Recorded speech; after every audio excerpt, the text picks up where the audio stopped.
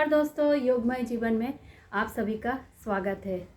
धीरे धीरे हम देख रहे हैं कि हमारे 9 दिवसीय नवरात्र पर्व का समापन आ गया है और कल विजयादशमी के साथ ही ये जो है महापर्व अपने अंतिम चरण पर पहुंच जाएगा। अष्टमी नवमी के साथ ही घर घर में, नगर नगर में, पूरे जगह आप देखेंगे हवन और यज्ञ शुरू हो जाते हैं।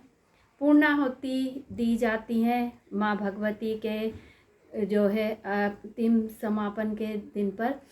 तो ये जो यज्ञ और हवन घर घर में होते हैं, यदि हम इसे भी अपने स्वास्थ्य के दृष्टिकोण से देखें तो ये हमारे लिए बहुत ही अच्छे होते हैं, क्योंकि हवन और यज्ञ जो होते हैं ये वातावरण को, पूरे वायुमंडल को स्वच्छ करते हैं। तो एक तरीके से यह शुद्धिकरण की क्रिया करते हैं और हवन के माध्यम से हमारे शरीर को, हमारे आसपास के वातावरण को बहुत ही अधिक लाभ पहुंचता है।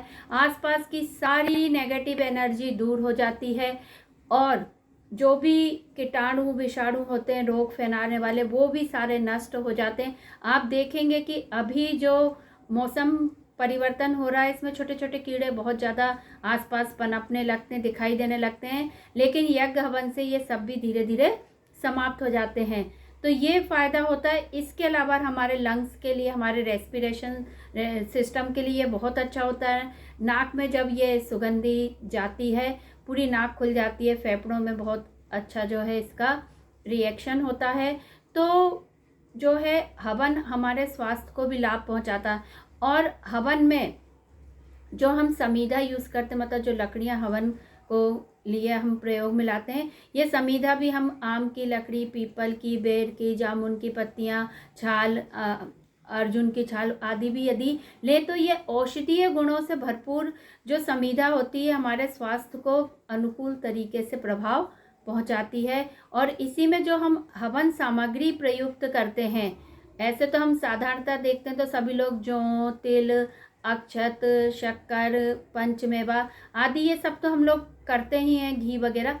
लेकिन यदि हम इससे और भी ज़्यादा लाभ लेना चाहते हैं तो फिर हम इसमें औषधियाँ भी डाल सकते हैं। तो ये हमारे स्वास्थ्य को और भी ज़्यादा लाभ देता है। तो इस तरीके से जब हम हवन या यज्ञ के माध्यम से अपना उपचार करते हैं तो इसे यज्ञ चिकित्सा या यज्ञोपैथी कहते हैं, जो वर्तमान में बहुत ज़्यादा प्रयोग में लाई जा रही हैं। और रोग के अनुसार अलग अलग प्रकार की हवन सामग्रियां प्रयोग में लाई जाती, तो वह हवन सामग्री रोगी को जो है धीरे धीरे रोग मुक्त करती है। तो आज तरीके से हमें पता चलता है कि हमारे बुजुर्ग और जो हमारे पूर्वज थे यज्ञ और हवन करते थे, तो ये ईश्वर तक अपनी जो है नैवेद्य को पहुंचाने का माध्यम तो होता ही, इसके अलावा ये पूरे वातावरण को शुद्ध करता है और हमारे स्वास्थ्य को भी जो है ठीक करता है और हमें रोग मुक्त बनाता है। तो हवन को भी हम समझें और डेली यदि हम अग्निहोत्र करते हैं तो फिर इससे बढ़ के क्या बात हो सकती है। जिस घर में नियमित और प्रतिदिन हवन होता है वहाँ का वातावरण बहुत ही ज़्यादा स्वच्छ पवित्र होता है। वहाँ सारी तरह की नकारात्मकता एकदम से दूर हो जाती है। उस घर में किसी भी तरीके के रोग फैलाने वाले कीटाणु जीवाणु भी नहीं पनप पाते हैं। इसलिए हमारे यहाँ कहते थे कि डेली हवन करें, और नहीं भी कर पाते हैं तो दिन विशेष पे तो हम जरूर जरूर जरूर हवन करें। और हवन में प्रयुक्त की जाने वाली सामग्री को भी यदि हम और ज़्यादा औषधीय गुणों से युक्त बना सके तो हमारे स्वास्थ्य के लिए बहुत ही ज़्यादा प्रभावशाली हो सकता है। तो अब जब भी हवन करें तो इस बात को याद रखें और अपने स्वास्थ्य के दृष्टिकोण से इसमें थोड़े परिवर्तन करें और फिर लाभ देखें। तो सभी स्वस्थ रहें, मस्त रहें, प्रसन्न रहें और अपना ध्यान रखें। धन्यवाद।